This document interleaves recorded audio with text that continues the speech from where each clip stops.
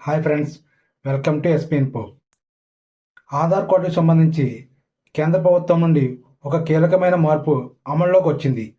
ఈ మార్పులు ప్రతి ఒక్కరికి తెలుసుకోవాల్సినవి. మరి ఏం మార్పులు జరిగేటప్పుడు చూద్దాం. ఆధార్ కార్డులో ఇకపై తండ్రి లేదా భర్త పేరు ఉండదు. ప్రారంభంలో ఇది ఫాదరు లేక హస్బెండ్ నేమ్గా ఉండేది. తర్వాత కేర్ ఆఫ్గా మార్చారు. కానీ ఇప్పుడు యుఐడిఏఐ తాజా ఉత్తర్వుల ప్రకారం ఇది పూర్తిగా తొలగించిస్తున్నారు. కొత్త ఆధార్ నమోదుల వివరాలు తీసుకోరని స్పష్టం చేశారు. Date of birth change. ఇప్పటి వరకు పుట్టిన తేదీ, డేటు, మంత్, ఇయర్ ఆధార్ కార్డులో ఉండేది. ఇకపై కేవలం పుట్టిన సంవత్సరం అంటే ఇయర్ మాత్రమే నమోదు చేస్తారు. ఇది కూడా 2025 జూలై 18 నుండి అమల్లోకి వచ్చింది.